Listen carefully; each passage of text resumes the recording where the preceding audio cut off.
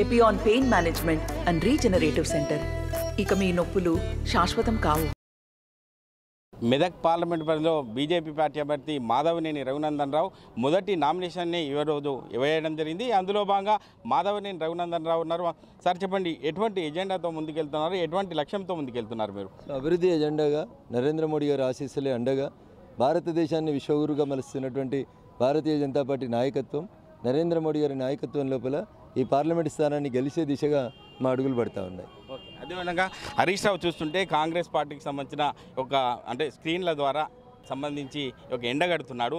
మిమ్మల్ని కూడా దుబ్బాకలో చెల్లని రూపాయి మరి మెదక్ పార్లమెంట్ పరిధిలో ఎందుకు రఘునందరావు గెలుస్తాడని చెప్పి ప్రధానంగా ఆరోపిస్తున్నాడు. ఆ విషయంలో మీరు ఏం చెప్తారు సార్? ఇప్పుడు వ్యక్తిగా రఘునందన్ ఓడిపోవచ్చు, కానీ పార్టీగా మీరు ఓడిపోయినారు కదా, ప్రభుత్వాన్ని వద్దనుకున్నారు కదా ప్రజలు. 10 సంవత్సరాల మీ పాలన చూసిన తర్వాత మిమ్మల్ని చెల్లని రూపాయని పంపించారు కదా, మీ పార్టీ రాష్ట్ర అధ్యక్షుడినే వద్దని చెప్పి పంపించినారు కదా. ఇంకా మాట్లాడడానికి ఏముంది అక్కడ? హరీష్ గారు నోరు ఉన్నది కదా అని ఏది పడితే అది మాట్లాడితే ప్రజలు తగు రీతి లోపల సమాధానం చెప్తారు.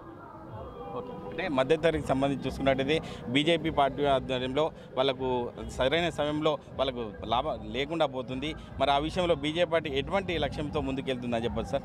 రైతులకి ఎంఎస్పీ విషయం లోపల కానీ, రైతులకు ఎట్లాంటి ఇబ్బందులు లేకుండా యూరియా కానీ ఇతర మందుల సప్లై విషయం లోపల కానివ్వండి, పండినటువంటి ప్రతి గింజ తడిసినా ఎట్లున్నా కానీ ప్రతి గింజ కొనుగోలు విషయం లోపల కానీ భారతీయ జనతా పార్టీ కేంద్ర ప్రభుత్వమే ఆఖరికి గోనె సంచులు సూది దబ్బనం కాడికి వెళ్ళి ప్రతి పైసా ఇచ్చి తెలంగాణలో పండిన ప్రతి గింజను మేమే కొన్నాం. 3 సంవత్సరాల నుంచి కరోనా పీడితులుగా ఉన్నటువంటి ప్రజలకి 3 పూటల బువ్వ తినడానికి మనిషికి 5 కిలోల బియ్యం ఇచ్చినటువంటి పార్టీ భారతీయ జనతా పార్టీ. ఎన్నికలతో సంబంధం లేకుండా భవిష్యత్తులో 5 సంవత్సరాలకి పేద ప్రజలందరికీ ఒక్కొక్కరికి మనిషికి ఒకటికి 5 కిలోల బియ్యం ఇస్తామని చెప్పినటువంటి పార్టీ భారతీయ జనతా పార్టీ. మేము అధికారంలో లేకున్నా, మా ఎమ్మెల్యేలు ఎంపీలు లేకున్నా ప్రజల అవసరాలని దృష్టిలో పెట్టుకొని రైల్వే స్టేషన్లు అయినా, రైల్వే ఎక్స్టెన్షన్స్ అయినా, రైల్వే బ్రాడ్వే లైన్లు వేసినా, లేదా నేషనల్ హైవేస్ నిర్మించినా ఇదంతా కూడా భారతీయ జనతా పార్టీ నరేంద్ర మోడీ గారి నాయకత్వంలోనే జరుగుతుంది. కాబట్టి ఖచ్చితంగా మెదక్ జిల్లా ప్రజలు మమ్మల్ని ఆశీర్వదిస్తారనేటువంటి విశ్వాసం నాకుంది. అంటే మోడీ ప్రభుత్వం గతంలో చూసుకున్నట్టయితే ఇప్పుడున్న పరిస్థితిని బట్టి చూసుకున్నట్టయితే మెదక్ పార్లమెంట్ పరిధిలో ఉన్నటువంటి 7 నియోజకవర్గాలు 6 నియోజకవర్గాలు మేమే గెలిచి ఉన్నాం, బీజేపీ పార్టీ ఉనికే లేదు, మరి ఎట్లా గెలుస్తుందని చెప్పి ప్రతిసారి కూడా ప్రతిసారి చర్చ జరుగుతుంది. ఆ విషయంలో మీరు ఏం చెప్తారు సార్? ఇప్పుడు 7 ఎమ్మెల్యేలు బీఆర్ఎస్ ఎమ్మెల్యేలు ఉన్న తర్వాత కూడా సాక్షాత్తు ముఖ్యమంత్రి కూతురు కవిత నిజామాబాద్లో ఓడిపోయింది. కరీంనగర్లో బండి సంజయ్ గారు 7 ఎమ్మెల్యేలు బీఆర్ఎస్ వాళ్ళు ఉన్న తర్వాత, ఇలా భావనో బామ్మరిదో యువరాజు అనుకున్నట్టు ఆయన ఉన్న తర్వాత కూడా 7 బీఆర్ఎస్ ఎమ్మెల్యేలు ఉన్న తర్వాత కూడా కరీంనగర్ గెలిచినాం, ఆదిలాబాద్ గెలిచినాం, సికింద్రాబాద్ గెలిచినాం. గెలిచేందుకు ఇవన్నీ లెక్కలు ఏముంటాయి? రేపు మెదక్ కూడా గెలిచి చూపెడతాం. ఓకే, అంటే మొన్నటి వరకు హరీష్ రావు కూడా ఫోన్ ట్యాపింగ్ జరిగిందని సందర్భాలు చూసాము. నిన్నటి రోజు బహిరంగ సభలో చెప్తున్నాడు నా ఫోన్ కూడా ట్యాప్ అవుతుందని చెప్తున్నారు. ఆ విషయంలో మీరు ఏం చెప్తారు సార్?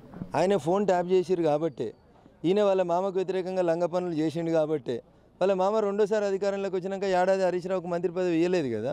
ఇప్పుడు అర్థమైంది హరీష్ రావుకి, ఇప్పుడు వెలిగిందా దిమాకు? హరీష్ రావు రెండోసారి చంద్రశేఖరరావు ముఖ్యమంత్రి అయిన తర్వాత క్యాబినెట్లో పక్కకు పెట్టిండు హరీష్ రావుని. ఎందుకు పక్కకు పెట్టిండు?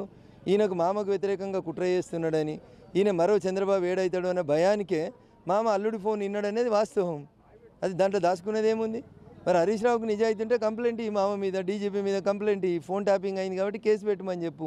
నేను అప్పటి నుంచి చెప్తుంది, ఇలా హరీష్ రావు ఒప్పుకుంటున్నాడు కదా, ఇంకేముంది పెట్టమని కేసు. మరి మంచి మాటనే కదా. వాళ్ళ మామ ఆయన ఫోన్లు విన్నాడని మేము చెప్తున్నాం, మేము చెప్పింది తప్పు కాదు అని హరీష్ రావు ఎండార్సీ చేస్తున్నాడు. ఇంకేం కావాలండి అంతకంటే ఎక్కువ సబూతు? అందుకని మామ నల్లుని అందరినీ తీసుకుపోయి లోపల వేయాల్సిందే ఫోన్ ట్యాపింగ్ లోపల.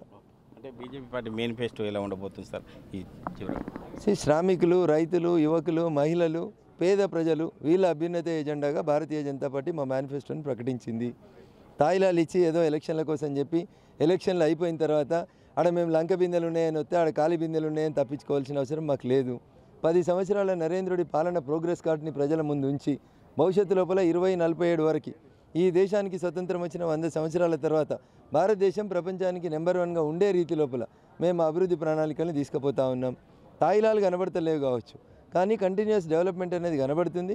ఖచ్చితంగా అభివృద్ధి జరుగుతుంది.